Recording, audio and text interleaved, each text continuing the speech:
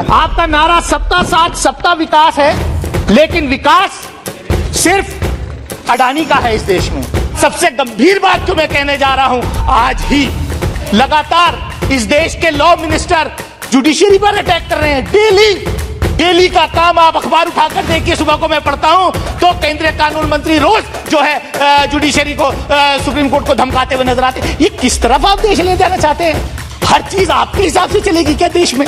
Bulldozer लेकर के अगर किसी ने कोई क्राइम किया है, यू आर नॉट द जज। यहां क्या हो रहा है कि अगर आपकी सरकार है, अगर कहीं कोई क्राइम हुआ है, सही है या गलत है, क्राइम है भी या नहीं, आप बुलडोजर लेकर के पहुंच जाओगे। ये क्या है? जिस तरीके से कानून मंत्रालय कोर्ट को धमका रहा है और जिस तरीके से जुडिशरी में अभी प्रेशर बना करके आज मद्रास हाई कोर्ट में कोई शपथ हुई, अगर इस तरीके के जजेस का रिकमेंडेशन होगा, इस तरीके के जो हेट स्पीच करने वाले वो क्या न्याय देंगे? सब अब इस देश के ताने बाने को मत तोड़िए, खुदा के वास्ते मैं हाथ जोड़ करके अपील करता हूं। आपको बता दें, अडानी के घोटाले को लेकर संसद भवन के अंदर हंगामा मच गया है। जी हां, आपने सही सुना।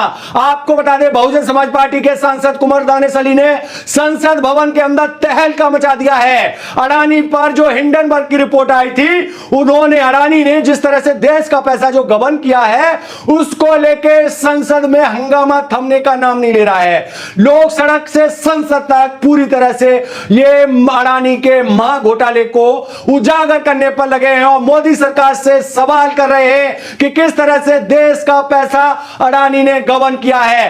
पहले आप कुमार दानेसली का यह बयान सुनिए, उसके बाद हम चर्चा करेंगे। 2013 में सरकार आई सबका साथ सबका विकास के नाम से। 2019 में सबका साथ सबका विकास और सबका विश्वास बढ़ गया। सभापति महोदय, मैं जो यहां पर पॉइंट वाइज माननीय राष्ट्रपति जी का अभिभाषण है, उसी पर अपने आप को केंद्रित रखना चाहूंगा। मैं सभापति महोदय, देखिए मैं अभी बोलना स्टार्ट भी नहीं किया, पहले से डिस्टर्ब करना शुरू कर देते हैं। सभापति महोदय, मैं इतना ही कहना चाहूंगा कि रोजगार की बात हुई थी 2014 में, 2 करोड़ रोजगार आप हर साल देंगे, लेकिन हालत क्या है कि 8.3% अनएम्प्लॉयमेंट रेट है। आज ऑक्सफैम की रिपोर्ट आई, क्या हालत है कि 1% देशवासियों के पास 40.5% से ज्यादा इस देश की वेल्थ है। आपका नारा सबका साथ सबका विकास है, लेकिन विकास सिर्फ अडानी का है इस देश में और किसी का नहीं हो रहा। बेटी बचाओ बेटी पढ़ाओ, बड़ी जोर का नारा इस सरकार ने दिया, और बेटी बचाओ बेटी पढ़ाओ में क्या कर रहे हैं? इनकी सोच देखिए सभापति महोदय, हरियाणा से ये नारा शुरू हुआ था, मुझे अगर याद होगा, और वहां का एक तथाकथित गुरु जिसके चरणों में इनके नेता जाकर के उसका प्रवचन सुनते हैं, वो कन्विक्टेड रेपिस्ट, उसको बार बार हर तीसरे महीने पैरोल पर लाते हैं और उससे प्रचार करवाने का काम करते हैं। क्या है? वो क्या राम रहीम करके कुछ है? मैं किसी का नाम नहीं लेना चाहता, लेकिन मतलब इनका आप देखिए सभापति महोदय, इनका क्या इनका आचरण है। आप बेटी बचाओ बेटी पढ़ाओ की बात करेंगे। सबने देखा कि गुजरात चुनाव से पहले कैसे बिल्किस बानो के रेपिस्ट को जो है गुजरात की सरकार ने छोड़ा। ये बेटी बचाओ बेटी पढ़ाओ ये है क्या? आप करना क्या चाहते हैं?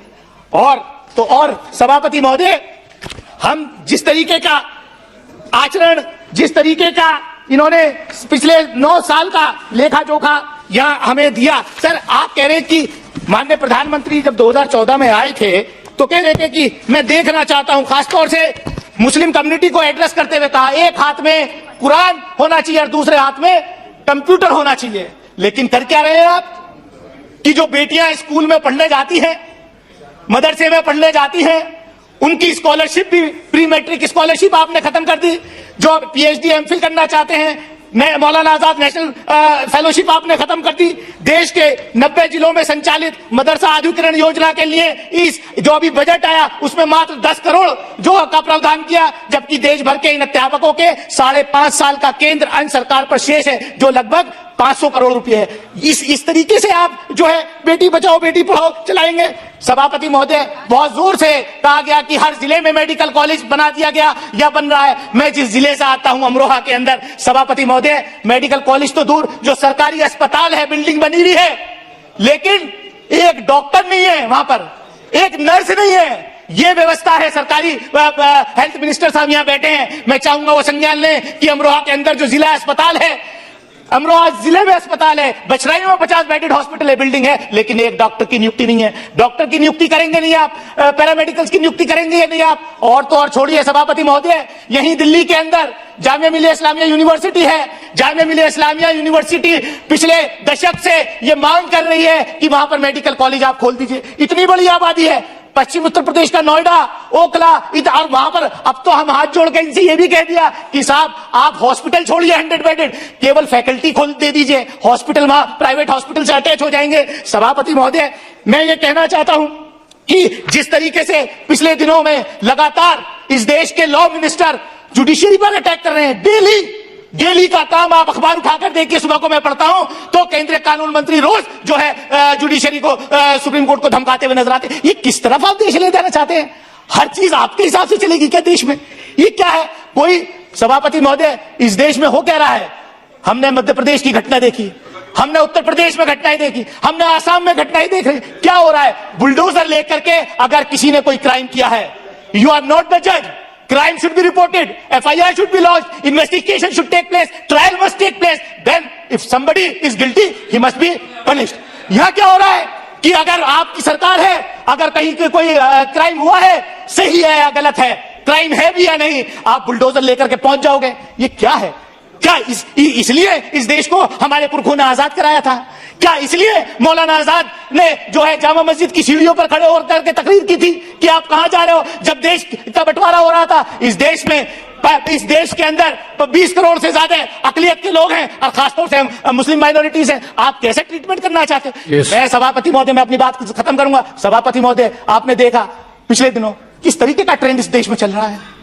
आप अपनी पार्टी में आपका सपना, आप कहते हैं कि कांग्रेस मुक्त भारत, कांग्रेस ने गलतियां की थी इसलिए जनता ने हरा दिया, कांग्रेस अगर अच्छा करेगी, अब उनके नेता निकले भारत जोड़ो करने, जनता हो सकता है फिर आशीर्वाद दे दे, मैं उसमें नहीं पढ़ना चाहता। लेकिन आपका असली सपना कांग्रेस मुक्त भारत नहीं, आपका असली सपना विपक्ष मुक्त भारत और मुस्लिम मुक्त विधायिका, ये आपने अपने अंदर कर लिया है। ये यहां भी हो रहा है। सभापति महोदय, मैं 2019 में चुन के आया अमरोहा से, मेरे साथ यहां 2 कुलीग बैठते थे, एक रामपुर रिप्रेजेंट करते थे, एक लक्षद्वीप रिप्रेजेंट करते थे। मैं समाप्त की क्यों आ रहा हूं? मैं वहीं आ रहा हूं कि किस तरीके से लेजिस्लेचर में इस देश के अकलियतों को, खासतौर से मुस्लिम माइनॉरिटीज को डिनाई किया जाए। आप तो कोई केस हुआ, चुनाव का केस हुआ, उसमें बहुत स्पीड से कन्विक्शन करा दिया। आजम खान साहब यहां नहीं रहे, इस सदन के सदस्य हैं। लक्षद्वीप के फैजल साहब थे, उनका कोई केस चल रहा था, उसमें कन्विक्शन हो गया, आप वो सदस्य नहीं रहे। और सबसे गंभीर बात जो मैं कहने जा रहा हूं, आज ही जिस तरीके से कानून मंत्रालय कोर्ट को धमका रहा है और जिस तरीके से जुडिशरी में अभी प्रेशर बना करके आज मद्रास हाई कोर्ट में कोई शपथ हुई, अगर इस तरीके के जजेस का रिकमेंडेशन होगा, इस तरीके के जो हेट स्पीच करने वाले वो क्या न्याय देंगे? सभापति महोदय, I am concluding in 30 seconds. Don't make any comments against the judiciary. It's not fair. That will be looked into. I have not taken any name. Pressurizing the judiciary cannot be. Sir, I am not taking any name. I am just saying कि अगर इस तरीके के लोग होंगे तो क्या न्याय की उम्मीद करेंगे? और मैं आपके माध्यम से इतना कहना चाहता हूं, हम दिल्ली के अंदर खड़े हैं, बोल रहे हैं, यहां पर देश की राजधानी में ये संसद भवन है और यहां से 2 किलोमीटर दूर रोज हेट स्पीचेस होती हैं। रोज जो है इस देश में के अकलियतों को काट दो, इस देश के उनको मार दो। ये हो क्या रहा है? अभी 2 दिन पहले एक तथाकथित साधु ने, मैं साधु नहीं कहूंगा क्योंकि साधु जो होता है वो तो बहुत ही दयालु होता है, साधु नहीं कहूंगा, तथाकथित साधु, सो कॉल्ड साधु जो है वो सरेआम कह रहा है कि मैं 83 साल का हूं, मैंने 80 मर्डर किए हैं। लेकिन आपने, दिल्ली पुलिस ने आज तक कोई अरेस्टिंग नहीं की, उल्टा जो मीडिया उसको दिखाने की कोशिश कर रहा है उसको नोटिस भेज दिया आपने। आप करना क्या चाहते हैं?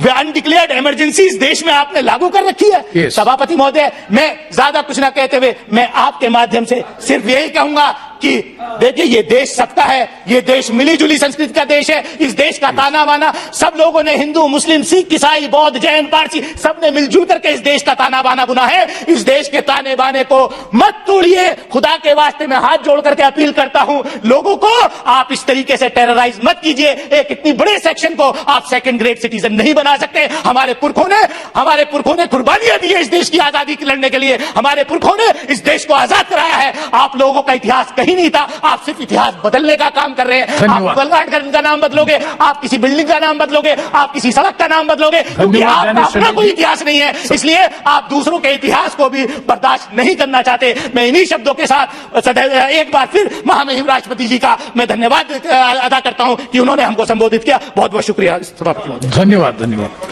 कुंवर दानिश अली का आपने यह बयान सुन लिया, किस तरह से उन्होंने योगी सरकार को लपेटे में लिया, किस तरह से उन्होंने अडानी का मुद्दा उठाया, जिस तरह से जो अडानी ने देश का पैसा गबन किया, LIC, SBI, तमाम वो संस्थाओं का पैसा गबन किया है, इसका आरोप लगाया है बहुजन समाज पार्टी के सांसद कुंवर दानिश अली ने। आपकी क्या राय है, जिस तरह से उत्तर प्रदेश में जो सरकार चल रही है योगी आदित्यनाथ की, उस पर भी उन्होंने सवाल खड़े किए हैं। जुडिशरी को लेकर भी कुंवर दानिश अली ने सवाल खड़े किए हैं कि केंद्र सरकार आए दिन जुडिशरी पर भी हमला करती नजर आती है। ये तमाम बड़े मुद्दे हैं जिसको लेकर बहुजन समाज पार्टी के सांसद कुंवर दानिश अली ने मोदी सरकार पर निशाना साधा है।